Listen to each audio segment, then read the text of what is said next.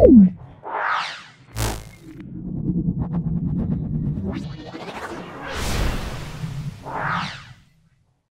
আমরা দুটো স্কুল, সেটা হলো বার্লো গার্লস হাই স্কুল এবং ধূপগুড়ি হাই স্কুল, অর্থাৎ 4 ও 5 সম্পূর্ণ সলভ করব।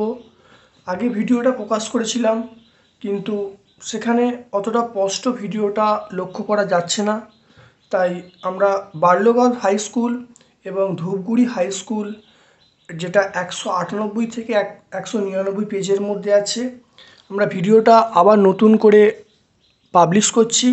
ভালো করে দেখো, আশা করছি অডিও এবং ভিডিও তোমরা খুব ভালো করে বুঝতে পারবে। চলে আসছি বার্লো গার্লস হাই স্কুল। খুব ইম্পর্টেন্ট প্রশ্নগুলো এখানে আছে এবং পরীক্ষার জন্য গার্লস হাই স্কুল এবং ধূপগুড়ি হাই স্কুল, সেজন্য ভিডিওটা নতুন করে আবার পাবলিশ করছি। ভালো করে দেখে নাও। আমার পক্ষ থেকে যতটা ক্ল্যারিটি সম্ভব সেটা করার চেষ্টা করছি।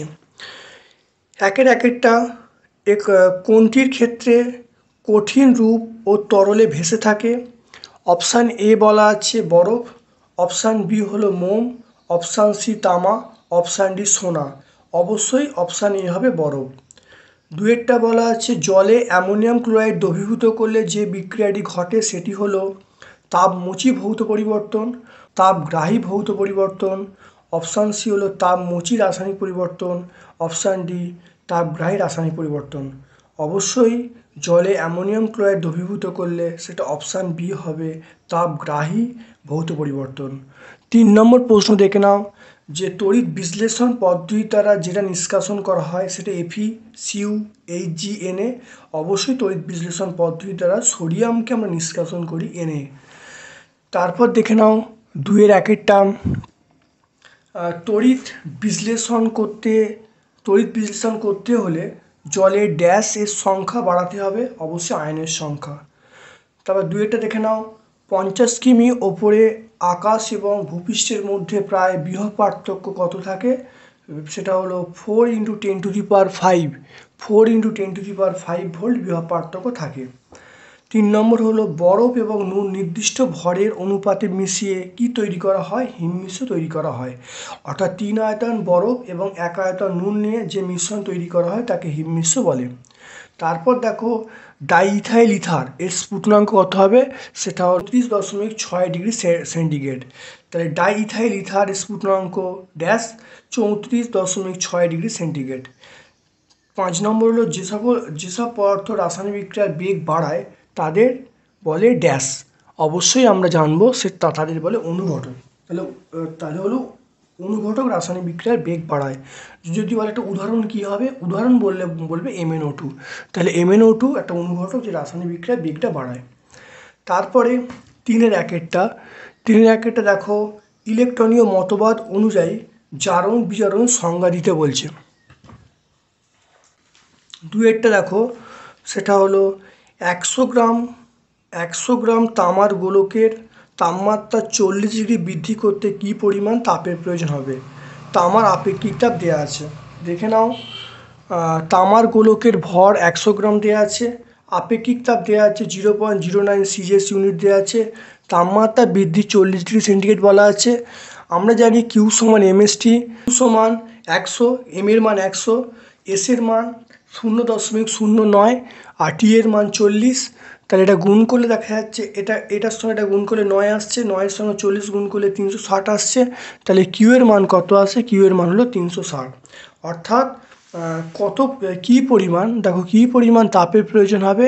তাহলে তোমরা অবশ্যই উত্তরটা লিখবে 360 ক্যালোরি তাপের প্রয়োজন হবে। তারপর চলে আসছি 3-এরটা, শীতকালে উলের জামা কাপড় খোলার সময় গায়ের লোমগুলি সোজা হয়ে যায় এবং ক্ষীণ চিড়চিড় করে, সামান্য চিড়চিড় করে কেন?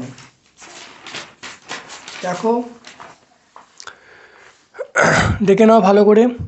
শীতকালে অর্থাৎ উল এবং আমাদের দেহে উল ও আমাদের দেহের ঘর্ষণে স্থির তড়িৎ উৎপন্ন হয়। অর্থাৎ উলের জামা কাপড়ে ধনাত্মক এবং দেহে ঋণাত্মক আধান সৃষ্টি হয়। সমজাতীয় আধান দ্বারা আহিত শরীরের অপেক্ষাকৃত শিথিল অংশ অর্থাৎ লোমগুলি বিকর্ষণ বল অনুভব করে, ফলে খাড়া হয়ে যায়। তাহলে সমজাতীয় আধান সৃষ্টি হয়, সমজাতীয় আধান সৃষ্টি হওয়ার জন্য আমাদের যে লোমগুলি খাড়া হয়ে যায়। তারপরে আহিত লোমগুলো আহিত হয়ে যায়। আহিত লোমগুলি খুব অল্প সময়ের মধ্যে তড়িৎ আধান বায়ুতে ক্ষরণ ঘটে বা ক্ষরণ করে। তাহলে আধান বায়ুতে ক্ষরণ হচ্ছে, আধান ক্ষরণের ফলে তড়িৎ শক্তি তাপ শক্তিতে রূপান্তর হচ্ছে, তাই আমাদের দেহে চিরচির শব্দ শোনা যায়। তাহলে ভালো করে লেখা আছে, তোমরা পড়ে নেবে। এখানে মেন ব্যাপারটা হলো উল এবং আমাদের দেহে ঘর্ষণে একটা স্থির তড়িৎ উৎপন্ন হচ্ছে। উলে ধনাত্মক, আমাদের দেহে ঋণাত্মক সৃষ্টি হচ্ছে। সমজাতীয় আধান দ্বারা আহিত শরীরে অপেক্ষিত শিথিল অংশ, সেটা কি হচ্ছে, সেই লোমগুলো বিকর্ষণ অনুভব করছে, বিকর্ষণ অনুভব করার জন্য সরে যাচ্ছে এবং সঙ্গে সঙ্গে খাড়া হয়ে যাচ্ছে। এবার লোমগুলো আহিত হয়ে গেল, লোমগুলো আহিত হওয়ার ফলে অল্প সময়ের মধ্যে তড়িৎ আধান বায়ুতে ক্ষরণ করছে, বায়ুতে ক্ষরণ করার ফলে কি হচ্ছে, তড়িৎ শক্তি তাপ শক্তিতে রূপান্তর ঘটছে, ফলে ক্ষীণ চিরচির শব্দ আমরা শুনতে পাচ্ছি। তারপরে ঝালাইয়ের সময় তাপ এবং আলোক শক্তি আসে কোথা থেকে, বিক্রিয়া সহ বুঝিয়ে দিতে বলছে। দেখো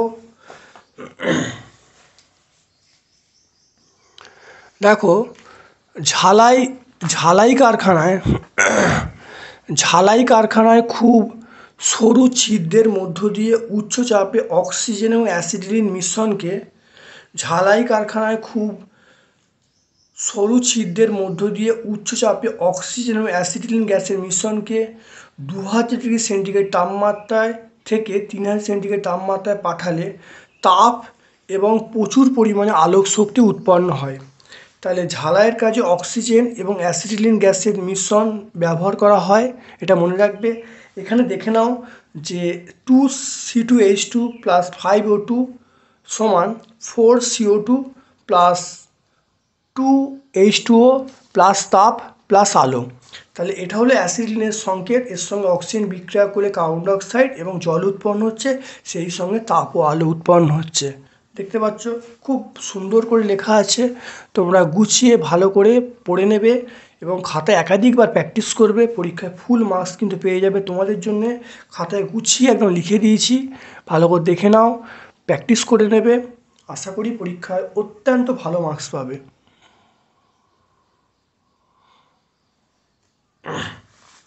এরপরে দেখো, এর এক একটা মতবাদ অনুসারে জারণ বিজারণ, ইলেকট্রনীয় মতবাদ অনুসারে জারণ বিজারণের উদাহরণসহ সংজ্ঞা দিতে বলছে।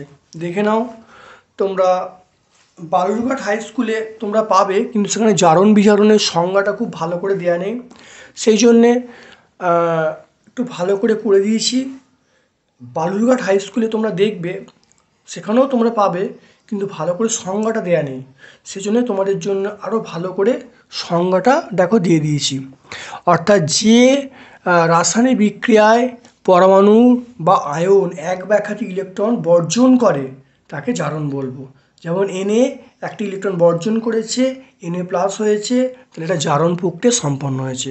বিজারণ, যে বিক্রিয়ায় পরমাণু বা আয়ন এক বা একাধিক ইলেকট্রন গ্রহণ করে তাকে আমরা কি বলবো, বিজারণ বলবো।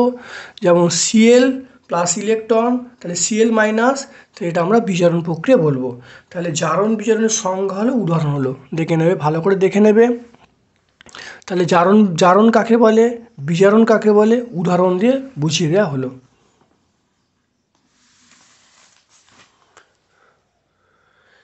দেখো, এরপর চলে আসছি আমরা লাইফ সায়েন্সের পোর্শানে। দেখো, লাইফ সায়েন্সের পোর্শানে চলে আসছি।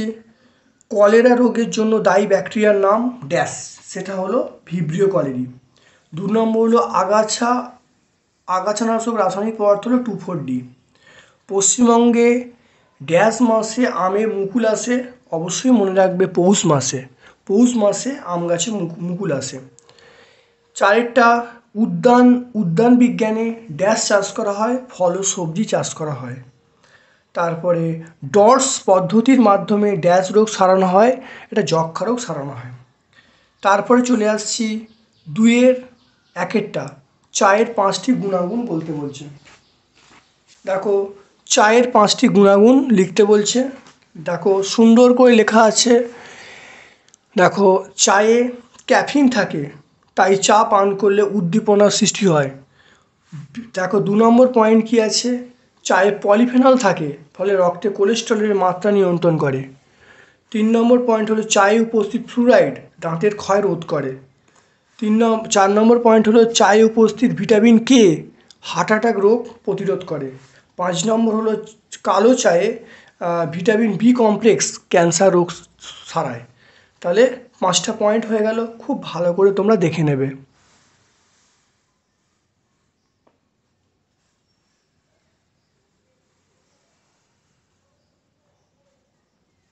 দেখো মৌমাছিরা কিভাবে বেড়ে ওঠে, দেখে নাও। সেটা হলো মৌমাছিদের জীবনচক্রে 4টি দশা লক্ষ্য করা যায়। 1 নম্বর হলো ডিম, 2 নম্বর হলো লার্ভা, 3 নম্বর হলো পিউপা, 4 নম্বর হলো পূর্ণাঙ্গ। ডিম, লার্ভা, পিউপা, পূর্ণাঙ্গ, এই 4টি দশা লক্ষ্য করা যায়। তারপর দেখো রানী মৌমাছি ও পুরুষ মৌমাছির মধ্যে প্রজনন সম্পন্ন হয়। রানী মৌমাছি মৌচাকে ডিম পাড়ে এবং ডিম থেকে লার্ভা সৃষ্টি হয়। তারপর লার্ভা পিউপাতে পরিণত হয়, পিউপাগুলি পূর্ণাঙ্গ দশা পায় আর মৌমাছি সৃষ্টি হয়। তাহলে ডিম থেকে লার্ভা, লার্ভা থেকে পিউপা, পিউপা থেকে পূর্ণাঙ্গ মৌমাছি তৈরি হচ্ছে। দেখতে পাচ্ছ ভালো করে তোমাদের জন্য লেখা আছে, সুন্দর করে গুছিয়ে কিন্তু লেখা আছে, তোমরা ভালো করে প্র্যাকটিস করে নেবে। এরপরে চলে আসছি, সেটা হলো কার্প কি। 3 নম্বর প্রশ্ন হলো সেটা কার্প কি। দেখো এই উত্তরটা করা আছে, কার্প কি অর্থাৎ যে সকল অস্থিযুক্ত মাছের মাথায় আঁশ থাকে না, সারা দেহ আঁশ দিয়ে ঢাকা থাকে। যে সকল অস্থিযুক্ত মাছের মাথায় আঁশ থাকে না, সারা দেহ আঁশ দিয়ে ঢাকা থাকে, দেহের ভিতরে পটকা থাকে, তাদেরকে আমরা কি বলবো, কার্প বলবো। যেমন আমরা কি বলবো, রুই, কাতলা, বাটা, এগুলো সব কিন্তু কার্পের মধ্যে পড়বে। 4 নম্বর প্রশ্ন আছে এনপিকে কি। এটা তোমরা পেয়ে যাবে 3 নম্বর স্কুল বাটরা এমএসপিসি হাই স্কুল ভৌতবিজ্ঞানের পোর্শনে। তোমরা 3-2 উত্তরটা দেখবে। 3 নম্বর স্কুল বাটরা এমএসপিসি হাই স্কুল, সেটা হলো ভৌতবিজ্ঞানের 3-2 উত্তরটা তোমরা পেয়ে যাবে। তারপরে এই স্কুলের লাস্ট প্রশ্ন, সেটা হলো উৎপাদন করতে কৃষককে কি কি কৃষিকাজ করতে হয়। দেখো কয়েকটা স্টেপ আছে। নাম্বার 1 সেটা হলো চাষের জমি মৃত্তিকা তৈরি করতে হবে। তারপরে পরের পয়েন্ট হলো বীজ বপন করতে হবে। তারপরের পয়েন্ট হলো জমিতে পর্যাপ্ত পরিমাণে সার প্রয়োগ করতে হবে। তারপরে আমরা বলবো জলসেচ করতে হবে। তারপরে হলো অর্থাৎ 5 নম্বর পয়েন্ট হলো আগাছা দূর করতে হবে। 6 নম্বর পয়েন্ট হলো জৈব এবং অজৈব পদ্ধতির সাহায্যে ক্ষতিকারক কীটনাশক থেকে ফসলকে বাঁচাতে হবে। তারপরের পয়েন্ট আমরা বলবো ফসল সংগ্রহ করতে হবে। তার লাস্ট পয়েন্ট সেটা হলো ভবিষ্যতের জন্য ফসল সঞ্চয় করে রাখতে হবে।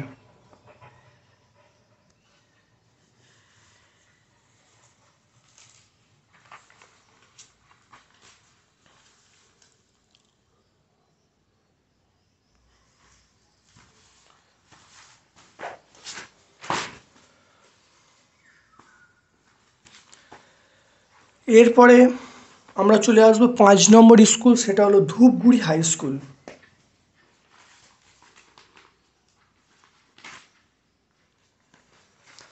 দেখো ধূপগুড়ি হাই স্কুল দেখে নাও।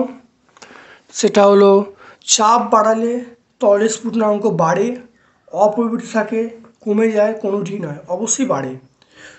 দুয়েরটা সূর্য থেকে পৃথিবীতে তাপ আসে, পরিবহন, বিকিরণ, পরিচলন সবকটি অবশ্যই বিকিরণ পদ্ধতির মাধ্যমে। ঝালাই একটি তাপমোচী বিক্রিয়া, এই বিক্রিয়ায় কোন কোন গ্যাসের মিশ্রণ ব্যবহার করা হয়। দেখো অবশ্যই অ্যাসিটিলিন এবং অক্সিজেনের মিশ্রণ, অর্থাৎ অপশান সি হবে C2H2 + O2, এই মিশ্রণটা ব্যবহার করি ঝালাইয়ের কাজে। 4 নম্বর দেখো এই যৌগগুলির মধ্যে কোনটি মৃদু তড়িৎ বিশ্লেষ্য। তাহলে মৃদু তড়িৎ দেখো NaCl তীব্র তড়িৎ বিশ্লেষ্য, CuSO4 তীব্র তড়িৎ বিশ্লেষ্য, KOH তীব্র তড়িৎ বিশ্লেষ্য। NaCl মানে সোডিয়াম ক্লোরাইড, CuSO4 মানে কপার সালফেট, KOH মানে কস্টিক পটাশ, আর CH3COOH মানে অ্যাসিটিক অ্যাসিড। তাহলে অ্যাসিটিক অ্যাসিড হলো মৃদু তড়িৎ বিশ্লেষ্য পদার্থ, অর্থাৎ CH3COOH মনে রাখবে। তারপরে দেখে নাও ডেঙ্গি। ডেঙ্গি কোন জীবাণু ঘটিত রোগ? ডেঙ্গি হলো ফ্ল্যাবিভাইরাস। ডেঙ্গি হলো ফ্ল্যাবিভাইরাস। দেখো ছয়টা খারিফ ফসলের উদাহরণ হলো গম, ছোলা, ভুট্টা, সর্ষে, অবশ্যই ভুট্টা হবে। ডটস পদ্ধতিতে যে রোগের চিকিৎসা করা হয়, অপশান এ হলো কালাজ্বর, অপশান বি হলো হেপাটাইটিস, অপশান সি হলো স্মল পক্স, অপশান ডি হলো যক্ষা, অবশ্যই যক্ষা। এরপর দেখো দুইয়ের একেরটা 0°C তাপমাত্রায় 1 গ্রাম জল এবং 1 গ্রাম বরফের মধ্যে কার তাপ বেশি থাকে এবং কত? মনে রাখবে 1 গ্রাম জলের মধ্যে তাপ বেশি থাকে, 80 ক্যালোরি তাপ বেশি থাকে। কারণ 80 ক্যালোরি তাপ বর্জন করে জলটা কিন্তু বরফে পরিণত হয়। তাহলে জলের মধ্যে 1 গ্রাম জলের মধ্যে 80 ক্যালোরি তাপ কিন্তু বেশি থাকে, এটা মনে রাখবে, সবসময় মনে রাখবে। এমন একটি পদার্থের নাম লেখো যার গলনাঙ্ক হিমাঙ্ক সম্পূর্ণ আলাদা, সেটা মোম লিখবে। এমন একটা পদার্থের নাম লেখো যেটা গলনাঙ্ক হিমাঙ্ক আলাদা, সেটা তোমরা মোম লিখবে। তোমরা বিভিন্ন উদাহরণ দিতে পারো, ঠিক আছে। তোমার তামা, ঠিক আছে। তারপর হলো জারক দ্রব্য নিজে ড্যাশ হয় এবং বিজারক দ্রব্য নিজে ড্যাশ হয়। মনে রাখবে জারক দ্রব্য নিজে বিজারিত হয়, বিজারক দ্রব্য নিজে জারিত হয়। 4 নম্বর পয়েন্ট, তড়িৎ বিশ্লেষণের সময় তড়িৎ বিশ্লেষ্য পদার্থে কারা তড়িৎ পরিবহন করে? অর্থাৎ তড়িৎ বিশ্লেষণের সময় তড়িৎ বিশ্লেষ্য পদার্থে কারা তড়িৎ পরিবহন করে? অবশ্যই আয়ন। আয়ন বলতে অ্যানায়ন, ক্যাটায়ন, এরা তড়িৎ পরিবহন করে। সত্য মিথ্যা বলতে বলছে মেঘে মেঘে ঘর্ষণে মেঘ আহিত হয়। মেঘে মেঘে ঘর্ষণে মেঘ আহিত হয় না, এটা মিথ্যা। তারপরে মৌমাছির 4টি দশা লিখতে বলছে। ডিম, 1 নম্বর ডিম, 2 নম্বর লার্ভা, 3 নম্বর পিউপা, 4 নম্বর পূর্ণাঙ্গ দশা।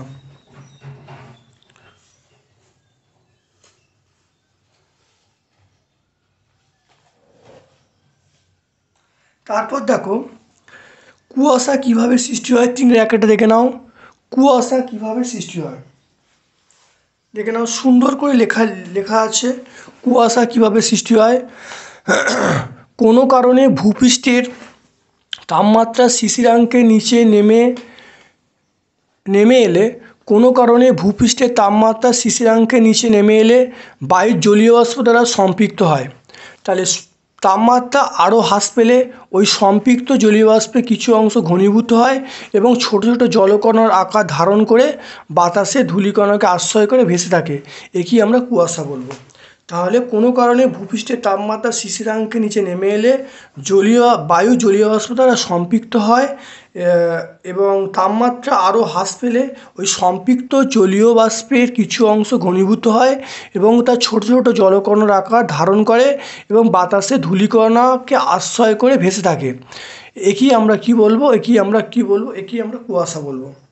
তারপর দেখো দুয়েরটা সেটা হলো দুখণ্ড বরফকে একসঙ্গে চাপ দিলে জোড়া লেগে যায় কেন?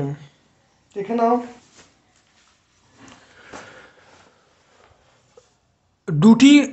দুটি বরফের খণ্ড একসঙ্গে কিছুক্ষণ চেপে ধরলে সংযোগস্থলে বরফের গলনাঙ্ক কমে যায়। তাহলে দুটি বরফকে একসঙ্গে কিছুক্ষণ চেপে ধরলে সংযোগস্থলে বরফের গলনাঙ্ক কমে যায়। বরফ গলে জলে একটা পাতলা আস্তরণ তৈরি করে এবং চাপ সরিয়ে নিলে গলনাঙ্ক বৃদ্ধি পায়। ফলে কি হচ্ছে, গলে যাওয়া জল আবার বরফে পরিণত হয়, ফলে বরফের টুকরোটি জুড়ে যায়। তাহলে ব্যাপারটা এরকমভাবে মনে রাখতে হবে, যখন চাপ দেওয়া হয় গলনাঙ্ক কমে যাচ্ছে, গলনাঙ্ক কমে যাওয়ার ফলে বরফটা জলে পরিণত হচ্ছে, চাপটা সরিয়ে নেওয়া হচ্ছে, গলনাঙ্ক বৃদ্ধি পাচ্ছে, ফলে গলিত জলটা আবার বরফে পরিণত হচ্ছে। সেই জন্যে আমরা দু টুকরো বরফকে চেপে ধরলে আমরা কী পাই? অবশ্যই জুড়ে যায়। তারপরে আমরা দুয়েরটা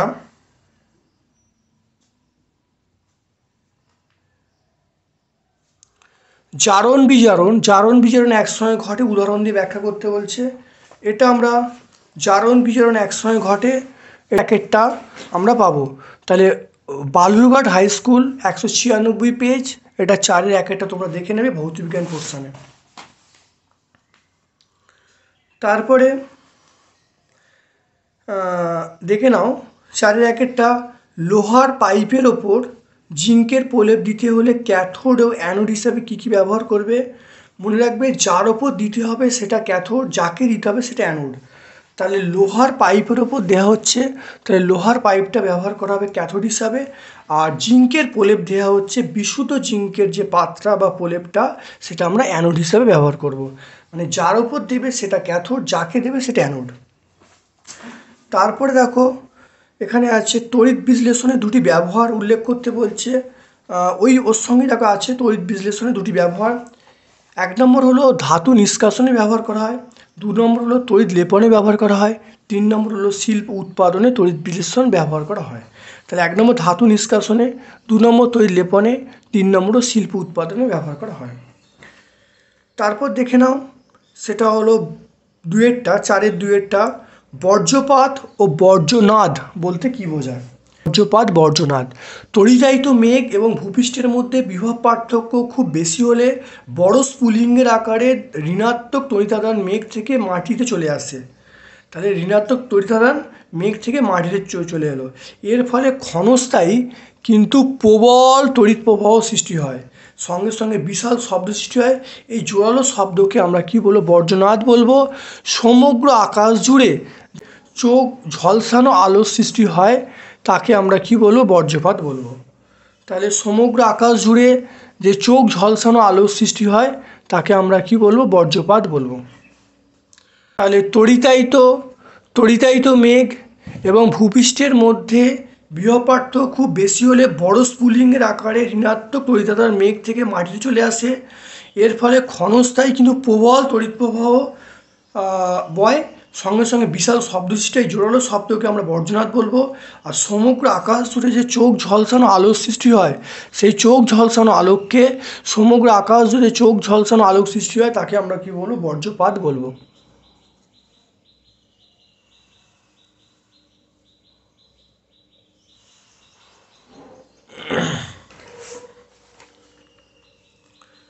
এরপরে আসছি 3-এর এরটা, লঘু সালফিউরিক অ্যাসিড মিশ্রিত ফেরাস সালফেটের দ্রবণে অক্সিজেন গ্যাস চালনা করলে কি ঘটবে, সমীকরণ দিতে বলছি। দেখো লঘু সালফিউরিক অ্যাসিড মিশ্রিত ফেরাস সালফেট দ্রবণে অক্সিজেন গ্যাস পাঠালে ফেরিক সালফেট ও জল উৎপন্ন হয়। দেখে নাও কীরকম আছে, 4FeSO4 + 2H2SO4 + O2, এটা উৎপন্ন হচ্ছে 2Fe2SO4 3 + 2H2O। তাহলে দেখা যাচ্ছে এটা হলো সালফিউরিক, তাহলে দ্রবণের বর্ণ এটা ছিল সবুজ, হয়ে গেল হলুদ। তাহলে বিক্রিয়াটা, তাহলে এটা হলো তাহলে দেখো এটা হলো বিক্রিয়াটা। তাহলে দ্রবণের বর্ণ কেমন ছিল, দ্রবণের বর্ণ ছিল সবুজ, সবুজ থেকে হলুদ হয়ে গেল। পরীক্ষাগারে অক্সিজেন প্রস্তুতির MnO2 ব্যবহারের ভূমিকা লিখতে বলছে। দেখো MnO2 উপস্থিত থাকলে বিক্রিয়ার বেগ বৃদ্ধি পায়, সুতরাং অক্সিজেন খুব দ্রুত নির্গত হয়। MnO2-র ভর এবং ধর্ম অপরিবর্তিত থাকে, তাহলে MnO2 অনুঘটক হিসেবে কাজ করে। তাহলে MnO2 বিক্রিয়ায় অংশগ্রহণ করলে বিক্রিয়ার বেগ বাড়িয়ে দেয়, ফলে অক্সিজেন খুব তাড়াতাড়ি উৎপন্ন হয়, কিন্তু MnO2-র কোনো পরিবর্তন ঘটে না, এখানে MnO2 অনুঘটক হিসাবে কাজ করে। এরপর দেখো জীবন বিজ্ঞানের কয়েকটা কোশ্চেন আছে। মুরগির পালনের লিটার কি, দেখে নাও। মুরগির পালনের লিটার, দেখো ছোট ছোট করে কাটা খড়, কাঠের গুঁড়ো, শুকনো পাতা, ধান, তুলোবীজ, যবের তুষ, ফলের খোসা ইত্যাদি দিয়ে যে ঘরের মেঝেতে মুরগির শয্যা তৈরি করা হয় তাকে লিটার বলে। তা লিটার তৈরি করার জন্য এই জিনিসগুলো ব্যবহার করা হবে, মেঝেতে রাখা হবে, ওই যে মুরগির শয্যাকে আমরা কি বলবো, লিটার বলবো। বিয়ের প্রশ্ন দেখে নাও কি বলা আছে। বিয়ের প্রশ্ন হলো পূর্ণাঙ্গ মাছ তৈরির ধাপগুলো কি কি, শুধু ধাপগুলো লিখতে বলছে, ভালো করে দেখে নাও। নিষিক্ত ডিম এটা হ্যাচারির মাধ্যমে ডিম পোনা তৈরি হয়।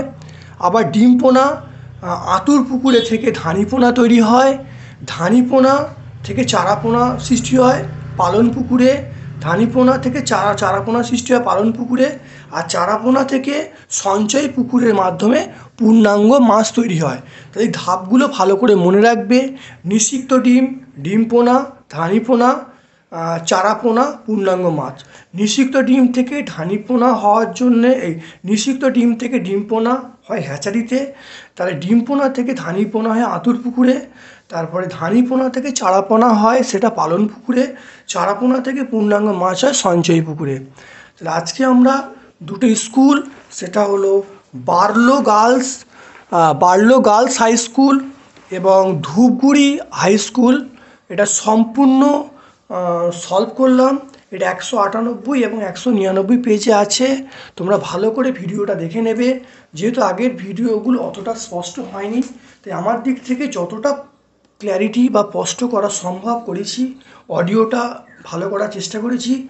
যদি ভিডিওটা ভালো লাগে একটা লাইক করবে এবং সকল বন্ধুবান্ধবের মধ্যে আমার ভিডিও চ্যানেলের লিঙ্কটা শেয়ার করে দেবে। যারা সাবস্ক্রাইব করোনি চ্যানেলটাকে অবশ্যই সাবস্ক্রাইব করে দেবে। তোমরা ভালো করে ছুটি কাটাও, ভালো ভালো করে ভিডিও দেখো। আমার পক্ষ থেকে তোমার সকলকে ধন্যবাদ জানিয়ে আজকের মতো ভিডিও শেষ করছি।